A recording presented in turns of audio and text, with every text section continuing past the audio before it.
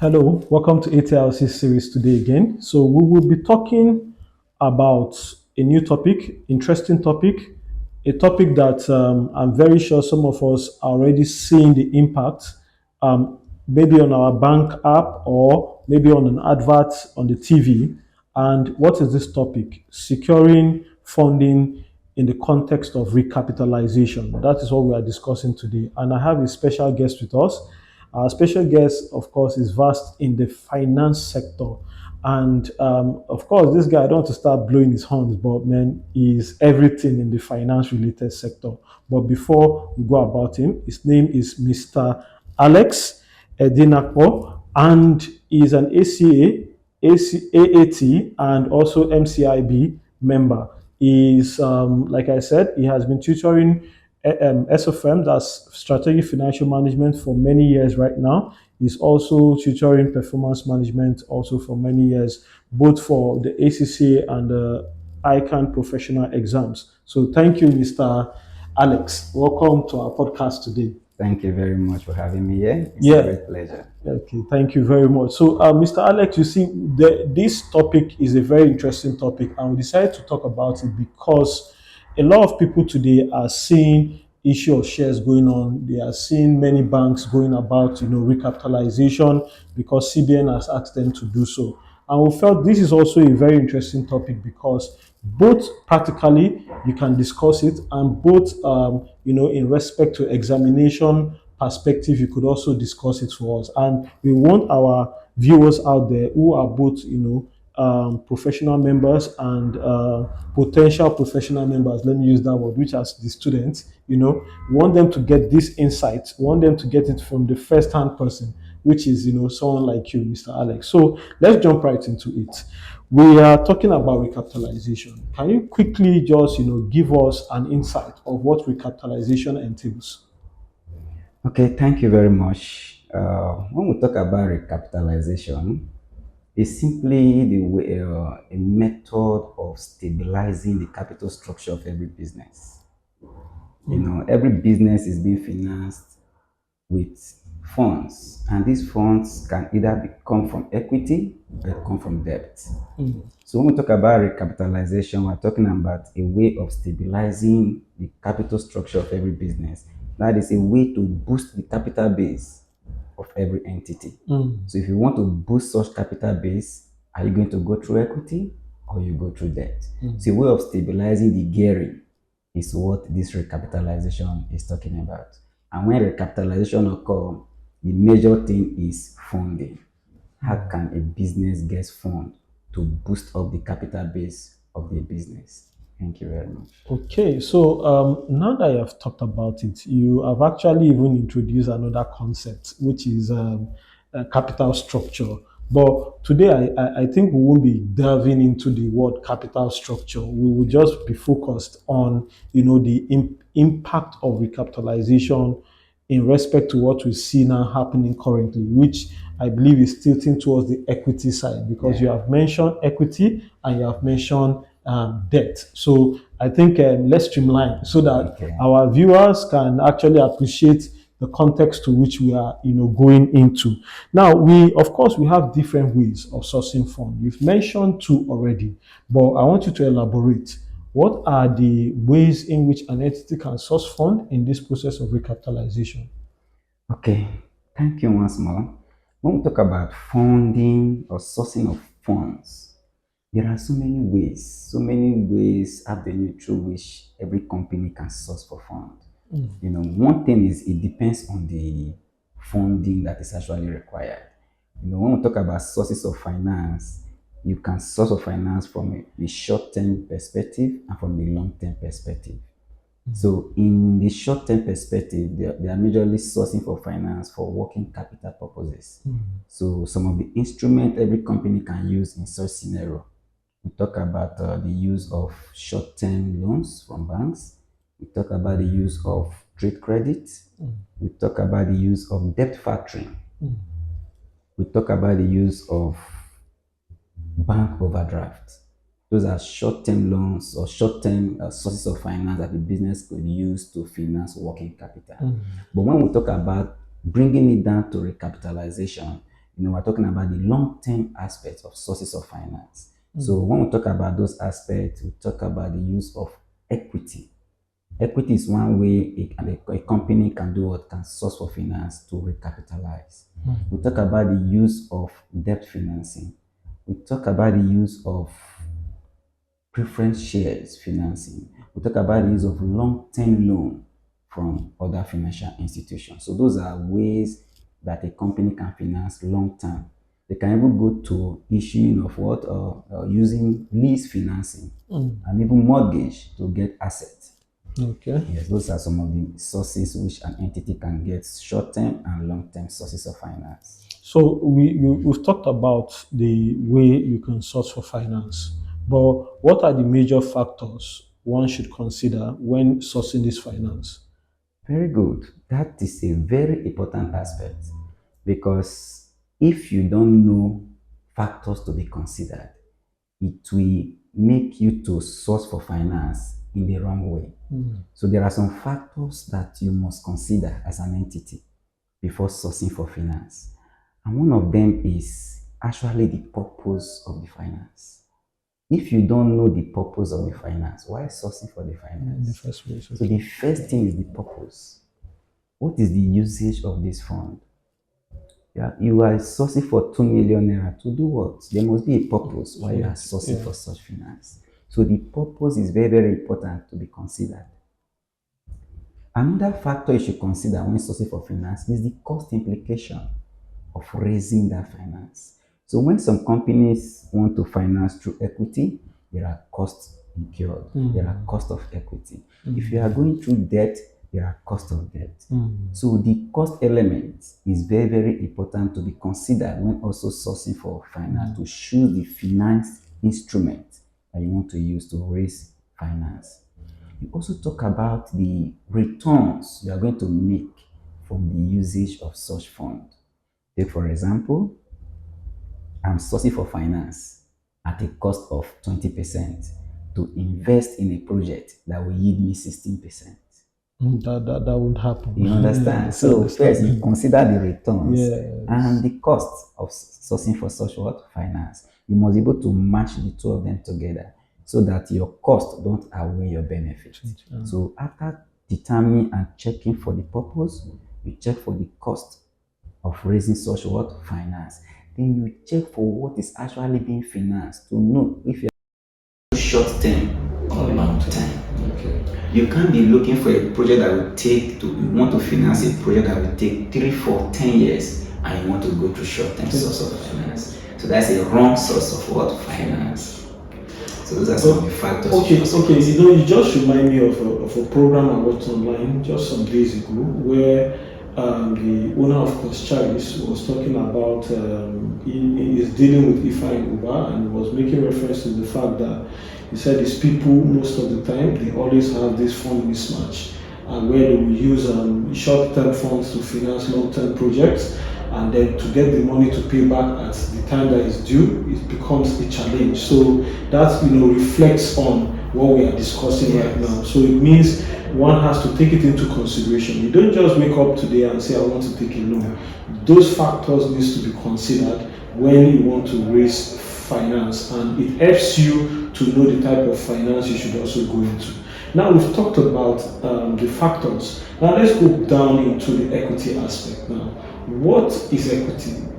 Let's start from a layman point of view before we go to an educated man point of view or a professional man point of view. Thank you. Okay, thank you very much. I think I will just it's not something to actually speak on big grammar on. So first of all, we say equity.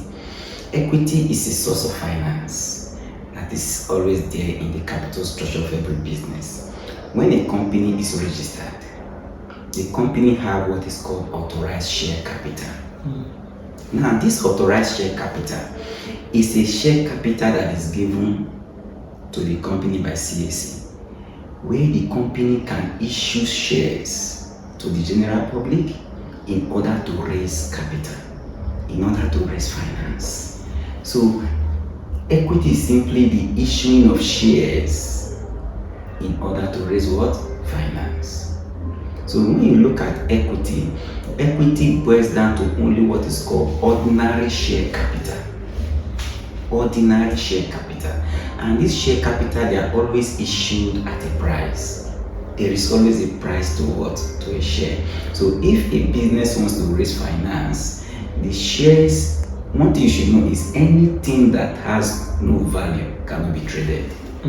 So for you to trade shares, there must be a value to the shares. And the value is what the general public or any potential shareholder will pay in exchange for the shares. And as the potential shareholder or potential investor is paying, you are using it to raise what? Finance. So that is what equity is. They are known as the main owners of a business. Okay, now let's talk about equity itself now. Equity, source of financing using equity. A lot of people don't understand what equity is. And I want you to educate us now. What is equity when you talk about equity financing? All right. When we talk about equity financing, it's actually the issuing of shares by a company in order to raise finance. So when the company wants to raise capital, they issue out shares. And this share issued is usually from the authorized share capital given to them by Corporate Affairs Commission upon a corporation. So these shares, they always have what is called a price to it. Anything that is not valued cannot be traded. So for a company to raise finance, there must be a value to the shares. So those shares are issued to potential investors, and these potential investors make payment to the company in the process of buying the shares, and the company using that process to raise what is called finance. So those shareholders, they are known as the main owners of the company. So equity is simply the ordinary share capital of the business who are the owners of the company. Okay, now you said something that piqued my attention. You said that I've forgotten the word. I wanted to see it as a quote that every transaction something must have a price attached to Yes, I it. said anything that does not have value Okay, cannot be traded. anything that does not have value cannot be traded. That's where I'm coming from. So now, before we jump out of this question, I just wanted you to explain something that I think has been bothering some people out there, including myself. When we talk about value now, we have something we call par value of these equity shares. Is it okay? I know many people might understand market value, but how do we determine the par value Okay. of these equity shares? I think you should shed light on it. When we talk about the par value is also known as the nominal value. It is the value at which the shares was first traded on the stock market. Okay, so are you saying, for example, because I've seen, like, let's use GT as an example. Even though I'm not marketing GT, but let's use them as an example. Their par value is 50 kobo per share. Yes. Is it okay? And it keeps coming to me that, okay, at the time they issued the shares, then I don't think they issued it at 50 kobo. So I always used to think, in my own opinion, so you can correct me because you are the expert in this area. I always used to think that the par value is the first price you place on the shares. That's what me I used to think. But I don't know how we determine it. Is it that we just on our own randomly determine it, or what basis? Because I would say I can say maybe 1 naira is my par value today. Somebody else will say 50 kobo is his par value. But I don't think I've seen anybody say 2 naira is his par value. So I just wanted to understand the rationale behind it. Yes, you said it all. The first price at which that stock, that shares is being traded is the nominal value. No. But that nominal value always differs from what is called market value. Because as time goes on, the price of shares appreciates through what is called investment. So this price, that's why in finance there's what is called wealth maximization. So this wealth maximization increases the market price of shares. So the market price always differ from the nominal value, which is the par value. But one thing you should also know is that par value is not actually constant. There Okay. is what is called, I didn't want to digress to that, but there's what is called share consolidation, and there's what is called share split. A share, two shares can be consolidated as one. One share can be splitted into two. Okay. So if and whenever there is share split and share consolidation, it has an effect on the nominal value of shares. Okay. So if you have two shares and it's of 50 kobo each, you might want to increase the nominal value by Okay. saying it's too small. The 50 kobo is too small. Why don't we consolidate two as one? So two shares becoming 1 naira. So in that scenario, say you have consolidated the share so that whenever there is share consolidation, you are reducing the number of shares and increasing the par value of shares. So I might have, take for example now, a company has 100,000 shares of 50 kobo each. 100,000 shares of 50 kobo, you might say, your shares are even too much. I want to reduce the number of shares and increase the par value. You can decide to consolidate two shares together as one. So in that scenario, if two shares are becoming one, you will now have 50 shares out of 100. You have consolidated two as one. You now be having 50 shares of 1 naira each. So the total value still remain the same, but you have only consolidated two as one.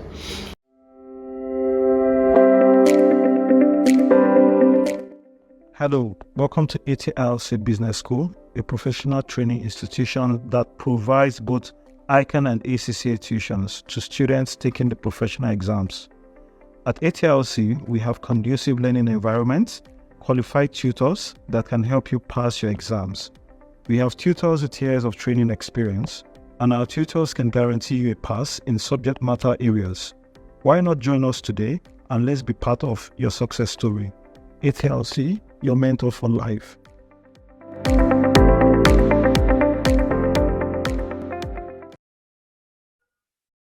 Thank you very much. So, when we talk about par value is also known as nominal value or face value of shares.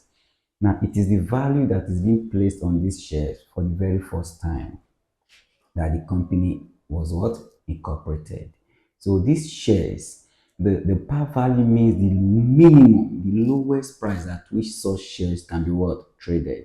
So the first share, the first value allocated to those shares upon incorporation is what is called the par what? Value.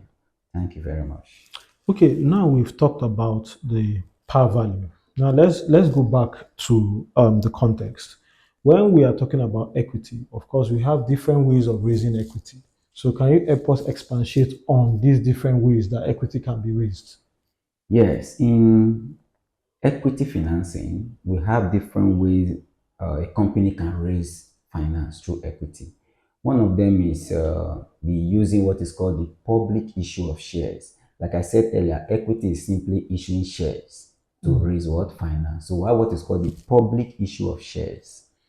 We also have what is called the private placement, which is also known as what is called private capital now. And we also have what is called right issue of shares. These are the three main ways of sourcing for equity financing.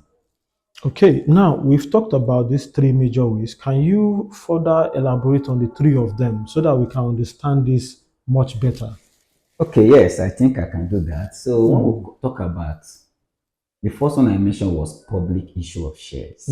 Now, public issue of shares is the issuing of shares to the general public, where every member of the public is given that fair chance of becoming a shareholder in the company. So there is no criticism or there is no bias in issuing such what shares. So every member of the public is given that fair chance of becoming a what? A shareholder. Shadow. So that is what's called what? Public issue of shares. Then we have what is called private placement. So private placement is majorly issuing shares to a particular person or some group of people, where the entire general public is not given a first chance of becoming shareholders. So private placement is issuing shares to a particular person or group of people to become shareholders in the company. Okay. Then the third one I mentioned is right issue. So right issue is the issuing of shares to existing shareholders only at a discount, which means you are issuing shares to these existing shareholders at a price that is below the market price. So there's a reason why right issue is always given. The finance that the company will raise through right issue is always lower than when they will issue such shares through the public issue. So right issue is issued to existing shareholders. And whenever there is right issue, it's always issued in proportion to existing shareholding. So you might be hearing of 1 for 2, 1 for 5. So if you hear something like 1 for 5, it means for every 5 existing shares you're having, You we are get giving you one new one new shares. share. So if Okay. you have 10 shares existing, we are giving you 2 shares. So for every 5, you are being allotted 1. Okay, so now we've mentioned the initial public offer, which is issued to the public. You've mentioned the private placement, which they also call private equity nowadays. And you've also mentioned the right issue. And we see that each of these are bringing funds to the company. But why didn't you mention bonus issue? Oh yeah, that's great. Bonus issue is also an issue of shares. But why the reason I didn't mention bonus issue is because it is not a source of finance. So bonus issue, just as it is the name bonus, is the issuing of shares to shareholders free of charge. So it's being funded from earnings. So fresh finance does it come into the company through bonus what issue. So it's not actually a source of finance to the company. Okay, so now we understand that bonus issue is not a source of It's not a finance. source of It is finance. only when we are doing an issue at full market price, which is the initial public offer, or we are doing a right issue, or we are doing the private Right. placement or private equity, as the Yeah. case may be. Okay, now you've told us that, but let's now look at the effect of raising this equity on our finance. What are the potential effects that comes as a result of raising this equity? All right. Well, in raising equity, it has a lot of effects. So many things. It affects so many things, majorly in our financial statement. Now, there is what is called capital structure. And capital structure is just the way the company is being financed. So, a company capital structure has what is called equity and debt. Now, when you raise finance through equity, your equity is increasing. So equity finance reduces what is called gearing level of a company. So which means your ordinary share capital is increasing, thereby reducing gearing.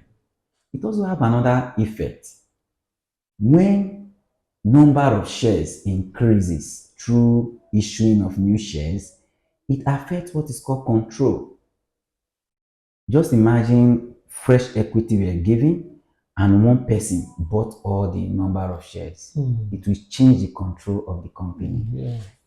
More so, it also have an effect on earnings per share because if there is no proportionate increase in profit, it will reduce the earnings per share because now the earnings that are supposed to be meant for existing shareholders, you have now include more shares, thereby increasing number of shares.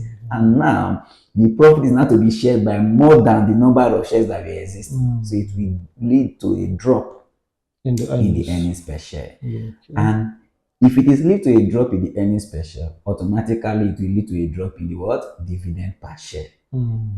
True. So depending on the dividend policy of the company. So it has a proportionate effect on earnings per share And and on dividend dividend per per share. share. That is the reason whenever a company is issuing equity, there should be a proportionate increase in what? In profit. Because like I said, you don't source for finance without a purpose. So if you know that that finance is coming in, your number of shares have increased. That fund should not sit idle. It should be able to do what? You should be able to invest them to increase your earnings, thereby making your earnings per share or even dividend per share to increase if you're able to make good use of the fund. Thank you very much. So now, with what you have said, I think I can relate this to so many, practical scenarios that we have on ground now. First of all, is the fact that I think one other bank is doing a right issue. I think it Access Bank, rather than do what the GT is doing, which is an initial public offer. So these are practical things that we can see on the financial institution domain currently because of the recapitalization that is happening right now. So, and like you have said, that impact is always going to be there because when new people come in, then it brings about this Dilution. dilution of shares of earnings. Sorry, so you find out that now the earnings that will be attributable to one shareholder or to one unit of shares has gone down automatically, and that has an impact. And that is why some people don't like issuing shares in their company because they want to own 100% control of it. But when you are raising finance, you are raising finance. You need to lose something to gain something. But the only issue now we have is that, like you have said, there is a reason for raising the finance. But what if the reason for raising the finance did not crystallize the way you expect? It means your earnings keep declining at the end of the day. So I think we need to watch out for that key point, which is you really need to understand the reason. So now it is a government requirement that requires us to raise this finance in respect to the financial institution. So they, on their own part, still needs to play the part of making sure that this finance that they've raised and these additional shares that has come in must also see the benefit of the companies. If not, they end up losing at the end of the day, and shareholders becomes disgruntled because very sure the access people that are doing the right issue are feeling like why should we go through public offer? Let's go through right issue so that existing shareholders proportion remain the way it is. That way nobody is losing value. But the GT, they've not done any major merger since they started incorporation, which means in their own case they need the finance to actually meet up the recapitalization. Okay, so you have actually made the point very clear, but I think we need to now look at it from the perspective of the right issue and the public offer. What are the major difference between this right issue and public offer? Okay, thank you once again. When we talk about the right issue and the public offer, there's a clear distinction between the two of them, like I bit said earlier. So, right issue is majorly to existing shareholders, and whenever there is right issue, it has a huge impact on the financial statement. And then when you look at right issue, like I said, it's issued at a discount. So right issue can lead to a drop in market price. So because you are issuing these shares to existing shareholders at a discount, at a price that is below the market price. So before any company issue right issue, you must first analyze and know the effect. How will this affect our share price? Because when a company share price drop, potential investors might be asking questions. What must have happened? Are you sure I want to invest fund in this? Their share price is dropping. And whenever share price drop, potential shareholders tends to want to move away because of what is called uncertainty. So they are not sure. What will be in their mind is if share price is dropping, if I should invest now in the nearest future, what will happen to my value?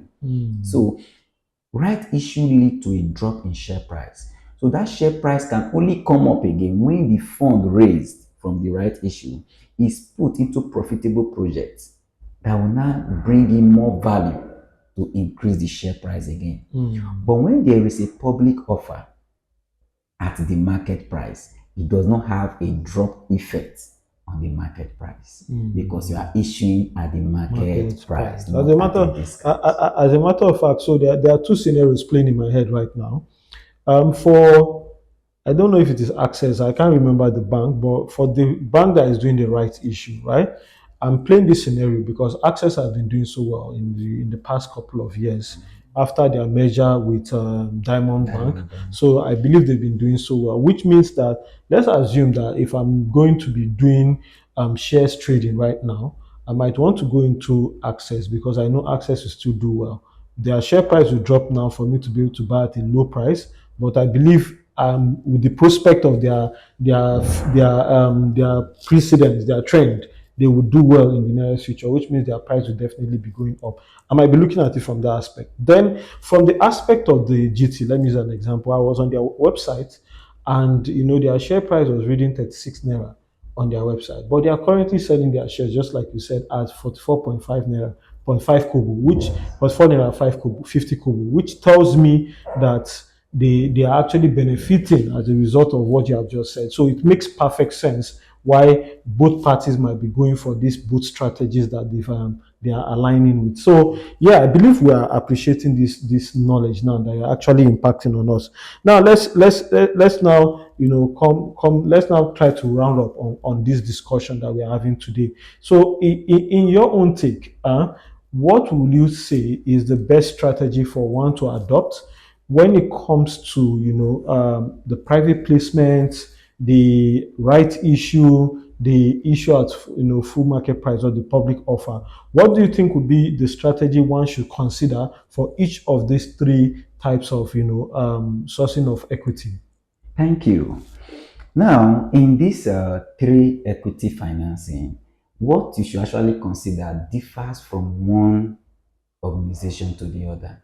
Just like you said, access is purely right issue. Mm, GT is public what? Offer. mm, And Fidelity Bank is having both public offer and right issue at the same time. mm. Now, if you look at Fidelity Bank, for example, they are issuing their shares at 9 naira 75 kobo.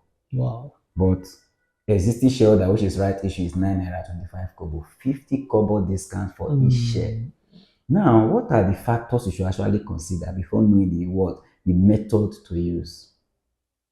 If you know that you don't want to have what is called change in control, you use what is called right what issue, which mm, means you don't want to bring in new shareholders to affect your existing control. You mm, use right issue. But before a company goes for public offer, before you issue shares to the general public, you must consult the existing shareholders. Because if you are having issue in financing, the first people you should look at for is the existing shareholders, if they can fund anything you need in the business. There's a term we call it, we term it preemptive right. mm, Preemptive right is a legal right that every existing shareholders have mm. to purchase the shares of a company before they are issued to outsiders. And one of the major reasons for this preemptive right is to make sure that what somebody don't just come and what buy shares and control just what change. So you must first let the existing shareholders know before you issue to the what outsiders. So the conditions or the factors you should consider is actually dependent on the company. So what does the company actually want? Do you want control to change? If yes, fine, you go with your what public offer. But if you don't want control to change, you go with what right issue. But you should know the Implications. implication of Mm. going with right issue, because existing shareholders might be willing to actually fund you, but you should know the amount you can raise from right Right issue. issue. And also, if you are going through public issue, you should also know the implication and the fund you can raise from Through public public issue. issue. So it's dependent on every organization. So they take their decision on that. Okay, so there you have it. Mr. Alex has been able to dissect when it comes to recapitalization, and we are focusing on equity today. Of course, in some other sessions, we will focus on so many other topics. Mr. Alex is there for us. We will talk about mergers and acquisitions. We will talk about business valuations. These are top key topics that we need to discuss because Wow. we really need you to come in to explain some of these things. And we appreciate your presence here again and again because we know that you definitely impact on us. But like we have said it all today, we've talked about equity. We've talked about how equity are being raised. We've talked about the right issues, the initial public offer. We've talked about private placement as well, or private equity as the case may be. We've looked at the impact of this private placement of each of these type of equity source of financing. We've looked at the impact, and I believe by the end of today, someone out there as take home something when it has to do with recapitalization, focusing on equity financing. So thank you for having us, and please stay tuned to ATILC podcast series. We'll be dishing it out every Wednesdays for you to be able to appreciate the kind of knowledge that will be impacting on this particular series. So see you again in another session. Thank you very much. So thank you, Mr. Alex, for being here with us. It's a great pleasure. Yeah. Thank you.